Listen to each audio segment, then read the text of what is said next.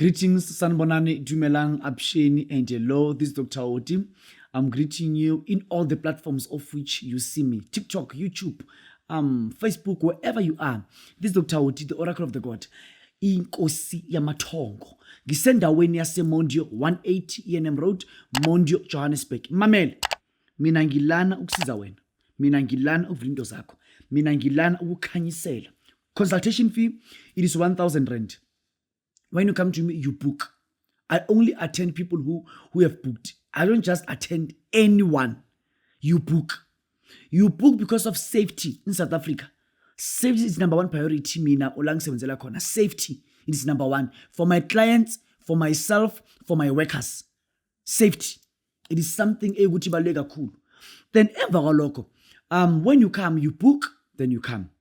We consult, we check what it's what. Ngempilo yakho ngesimo sakho. Bakwethu, my topic is about isikhwama sika Nyanyalanga.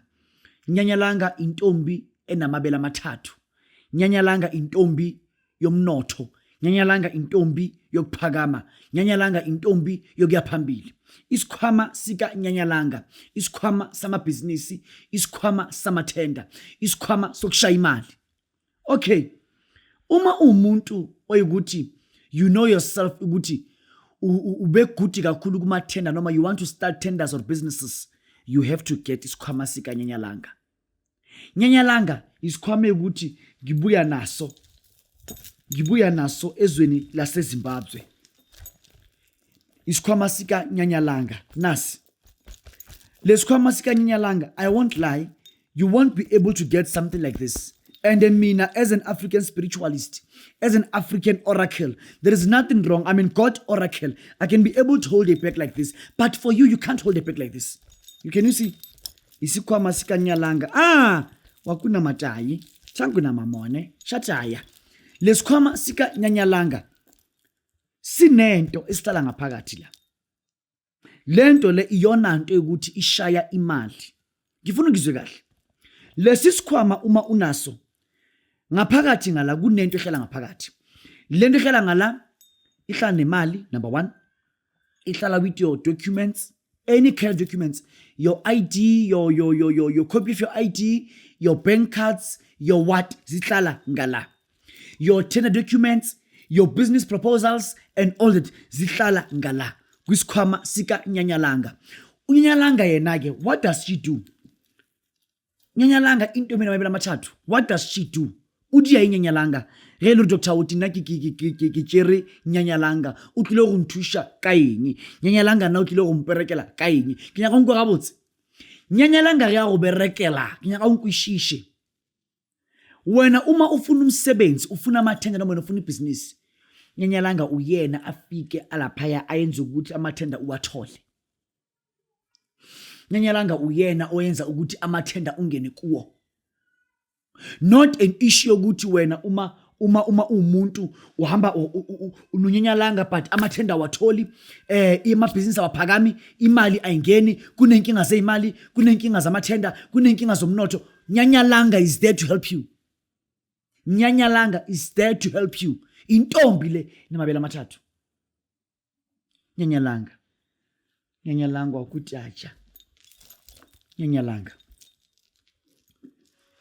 Bengisemazweni mina, bengihambile, bengisemazweni mina, iyo bengihambile, bengisemazweni mina, bengihambile, bengisemazweni mina, yebo baba bengisemazweni, yelele bengisemazweni, yelele bengisemazweni, yelele bengisemazweni, yeyi bakhalanga memazweni. Bakhalanga memazweni, iyo bakhalanga memazweni, bakhalanga memazweni.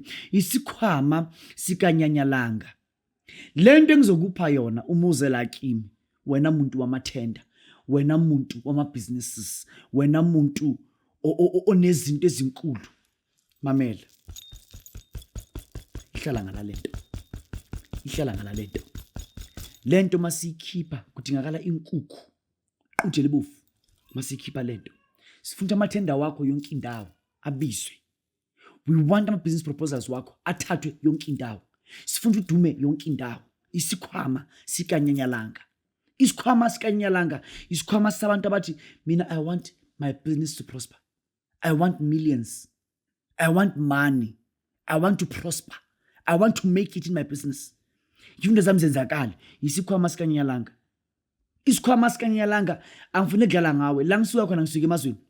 Isikhwama sikanyalanga imali yakhona it is 80,000 rand. I repeat. Isikhwama sikanyalanga it is 80,000 rand. 80,000 80,000 rand. Uma umuntu Dr. Woti mina ngifuna nje ngifuna how much can I deposit for nyalanga? At least deposit something like 50,000. You can lapho I agree now. You can deposit 50,000 rand. Isikhwama lesi sokushaya imali. Uyi taxi owner thatha isikhwama sikanyalanga shaya imali. Umuntu ekuthi uyi politician, you are a musician, thola isikhwama sikanyalanga. Thola isikhwama sikanyalanga. Nyalanga uzokusebenzela. Intombi enamabele amathathu. Intombi enamabele amathathu. Ngambile ngibuye naye. Nayi la. Lento engapha kulesikhwama. Ngizami mina sengiyakhipha ngiyakwenza lento. Lento manguyenzela mntaka baba uyothola amathenda ngapha nangapha. Abantu abaningi COVID-19 ibabulele. COVID-19 ibabulele. Companies afile ama-company. Ama-business afile. Abantu bawe phansi because of COVID-19. COVID-19 destroyed the nation. COVID-19 destroyed South Africans. COVID-19 destroyed Africans at large. COVID-19 destroyed the whole continent. COVID-19. So I'm trying to say to you, come and get isikhwama sikanyalanga. Consultation fee to book, it is 1,000 rand. Ngiyathokoza. Thank you.